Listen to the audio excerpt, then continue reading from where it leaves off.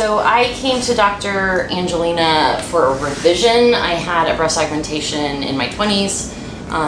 Obviously I knew as I was getting older that I needed to, look into having my implants replaced. So I did a lot of research, and I knew that Dr. Angelina was the surgeon that I wanted to see.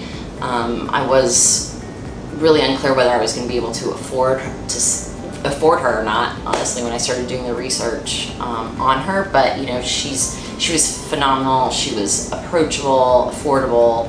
She has a fantastic bedside manner. I think that was probably one of the biggest things that sold me, I think, was her bedside manner. I think we're around the same age, so she just was easy to talk to. I felt comfortable around her immediately.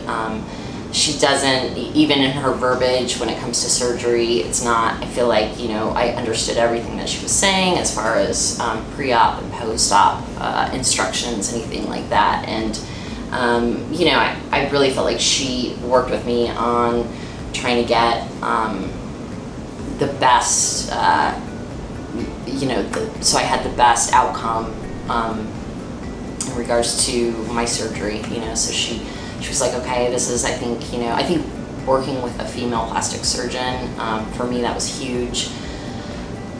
I didn't have a great experience when I was in my 20s. I went to an older gentleman who I think didn't really have my wants or needs in mind, so they ended up not being exactly what I'd asked for, and his bedside manner was just not there. So it was refreshing to find a surgeon that I was able to kind of relate to a little bit, and was really seemed like she, not only was she approachable, but she listened to my needs and what I was looking to achieve with the surgery in general.